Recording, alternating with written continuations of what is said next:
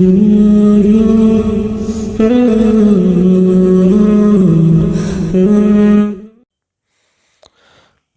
اللہ الرحمن الرحیم۔ السلام علیکم ورحمۃ اللہ وبرکاتہ۔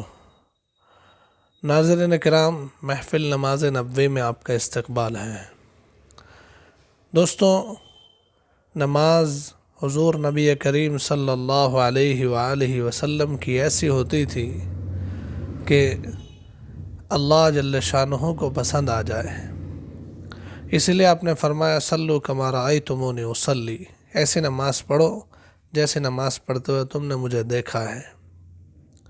حضور نبی کریم صلی اللہ علیہ وآلہ وسلم کی نماز یعنی نماز نبوی، اس کو ہم نے سیکھنا شروع کیا ہے۔ پچھلے محفل میں ہم نے دیکھا کہ قیام یعنی سیدھا کھڑا ہونا نماز میں ہے، وہ کس طریقے سے ہوتا ہے، اور اسی کے ساتھ ساتھ تکبیر تحریمہ اور ہاتھ اٹھانے کا طریقہ، یہ تین چیزیں ہم پچھلی محفل میں دیکھ چکے ہیں۔ اس میں ایک اور بات جو پچھلی محفل میں نہیں آئی تھی، وہ یہ ہے کہ قیام جو ہے یعنی کھڑا ہونا، سیدھا کھڑا ہونا یہ سنت ہے، اور کھڑا رہنا نماز میں یہ فرض ہے۔ اس لیے بغیر عذر کے جو لوگ بیٹھ کے نماز پڑھتے ہیں یہ صحیح نہیں ہے۔ فرض اور واجب نمازیں اس میں قیام فرض ہی ہے، بغیر عذر کے اس میں بیٹھ کے نماز پڑھی تو وہ نماز نہیں ہوگی۔ جیسے کبھی کبھی تھکان کی وجہ سے عورتیں بیٹھے بیٹھے نماز پڑھ لیتی ہیں، یا کبھی ہو سکتا ہے پھر بھی کچھ لوگ بیٹھ کر نماز پڑھ لیتے ہیں، یہ صحیح نہیں ہے۔ کھڑے رہ کر نماز پڑھنا، فرض نمازوں کو، واجب نمازوں کو، یہ ضروری ہے۔ البتہ نفل نماز، سنت نماز کسی وجہ سے بیٹھ کر پڑھ لی تو بھی ہو جائے گی، لیکن ثواب اس میں آدھا ملے گا اگر بغیر عذر کے بیٹھ کر پڑھی ہے تو۔ آج کی محفل میں دوستوں ہم دیکھیں گے ہاتھ باندھنے کا طریقہ۔ ہاتھ جو ہم باندھ رہے ہیں، جیسے پچھلے محفل میں ہم نے دیکھا ہاتھ اٹھانے کے طریقے میں کہ ہتھیلیوں کا رخ قبلے کی طرف ہو اور انگلیوں کے سرے جو ہے آسمان کی طرف ہو، اور ہاتھوں کو اپنی نارمل پوزیشن پہ رکھتے ہوئے اتنا اٹھانا ہے کہ کانوں کی لو تک پہنچا دینا ہے۔ تو یہ ہاتھ اٹھانے کا طریقہ ہے۔ ہاتھ یہاں تک اٹھا دیے جائیں گے، اور اس کے بعد جو ہے اللہ اکبر، اللہ اکبر، یہ تکبیر تحریمہ ہے، یہ بولتے ہوئے ہاتھ ہم لے کر آئیں گے، اور پھر اس کے بعد ہاتھ باندھنا ہے۔ اب ہاتھ کہاں باندھنا ہے، کس طریقے سے باندھنا ہے، وہ آپ دیکھ لیجئے۔ ہاتھ باندھنے کے لیے سب سے پہلی بات یہ ہے کہ یہ جو داہنا ہاتھ ہے، رائٹ ہینڈ، داہنے ہاتھ کی ہتھیلی بائیں ہاتھ کی ہتھیلی کی پشت پہ رکھے۔ یہ ہے لیفٹ ہینڈ، بایاں ہاتھ، اس کی جو ہتھیلی ہے اس کی پشت یہ ہے پیچھے کا حصہ، تو داہنے ہاتھ کی ہتھیلی بائیں ہاتھ کی ہتھیلی کی پشت پر رکھے، یہ رکھنا ہو گیا۔ دوسرا کام، داہنے ہاتھ کی چھوٹی انگلی اور داہنے ہاتھ کے انگوٹھے سے ہلکا یعنی گول بنا لے، یہ ایسا گول، اور پھر بائیں ہاتھ کے جو یہاں پر جس کو پہنچا کہتے ہیں، اس کو پکڑ لے، کڑے کو پکڑ لے۔ تو داہنے ہاتھ کی ہتھیلی بائیں ہاتھ کی ہتھیلی کی پشت پر رکھ دی، اور پھر یہ دائیں ہاتھ کی چھوٹی انگلی اور انگوٹھے سے ہلکا بنا لے، گول بنا لے، اور گول بنا کر اس طرح سے پکڑ لے۔ اور تیسرا کام یہ ہے کہ باقی بچی یہ جو تین انگلیاں ہے، اس کو بائیں ہاتھ کی اس کو کلائی کہتے ہیں، بائیں ہاتھ کی کلائی پر چھوڑ دے اس طرح سے۔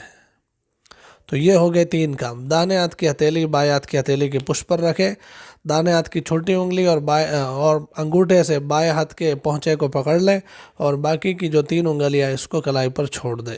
یہ ہے ہاتھ باندھنے کا طریقہ۔ اب ہاتھ باندھا کدھر جائے؟ تو ہاتھ باندھنے کے لیے یہ جو ہماری ناف ہے، ناف جس کو ہم ڈونٹی کہتے ہیں، اس ناف کے بالکل نیچے باندھنا ہے۔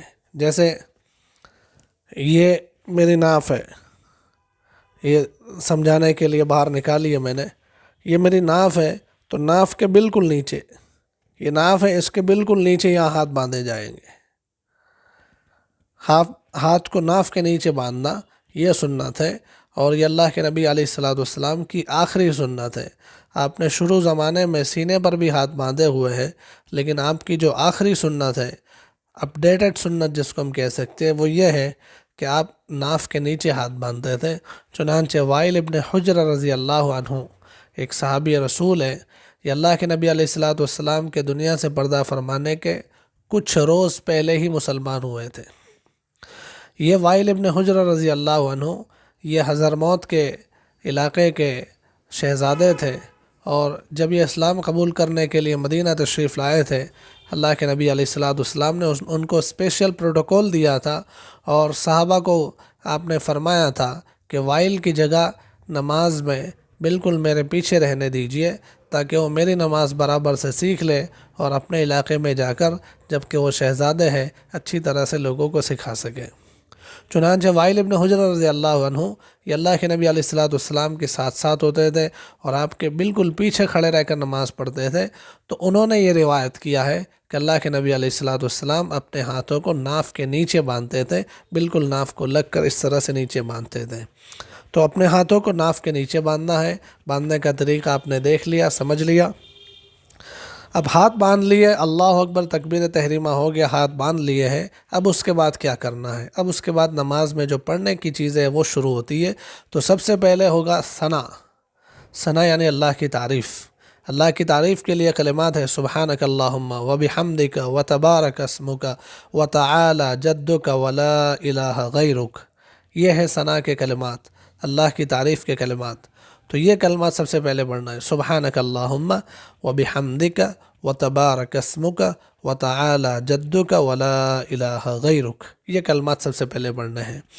اگر آپ امام کے پیچھے ہے تو تب بھی آپ کو پڑھنا ہے، آپ امام ہیں تب بھی آپ کو پڑھنا ہے، آپ اکیلے نماز پڑھ رہے ہیں تب بھی آپ کو پڑھنا ہے۔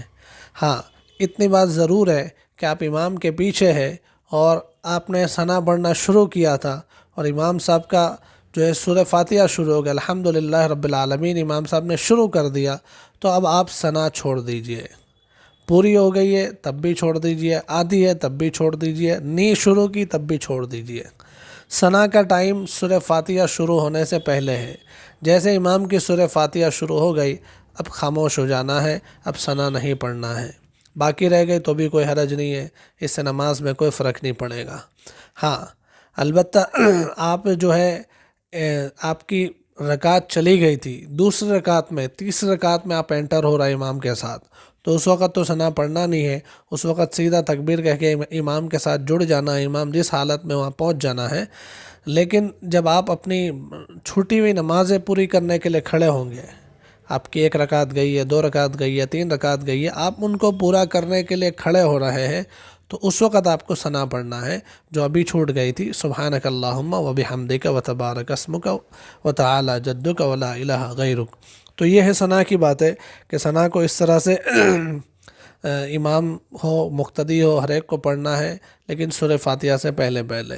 اس کے بعد جو ہے جب ثنا پوری ہو جائے اس کے بعد قرات شروع ہوتی ہے، اور قرات کو شروع کرنے کے لیے پہلی رکعت میں اعوذ باللہ من الشیطان الرجیم بسم اللہ الرحمن الرحیم کہہ کے سورہ فاتحہ شروع کی جائے گی، اور باقی کی جتنی رکعتیں ہیں اس کے اندر صرف بسم اللہ الرحمن الرحیم کہہ کر سورہ فاتحہ کو شروع کیا جائے گا۔ اعوذ باللہ اور بسم اللہ دونوں کا پڑھنا نماز میں سنت ہے، اس کے پڑھنے سے نماز میں ثواب ملے گا، نماز جاندار بنے گی۔ لیکن اگر کوئی چھوڑ دیتا ہے یا بھول سے چھوٹ جاتی ہے تب بھی کوئی حرج نہیں ہے، نماز ہو جاتی ہے۔ تو آپ کو ثنا کے بعد پڑھنا ہے اعوذ باللہ من الشیطان الرجیم بسم اللہ الرحمن الرحیم، اس کے بعد شروع ہوگی سورہ فاتحہ، جو سورہ فاتحہ کا پڑھنا ضروری ہوتا ہے۔ تو اب سورہ فاتحہ کو کس طرح سے پڑھنا ہے، چھوٹ جائے تو کیا ہوگی، وہ سب ترتیب انشاءاللہ ہم اگلے محفل میں دیکھیں گے۔ تب تک کے لیے السلام علیکم ورحمۃ اللہ وبرکاتہ۔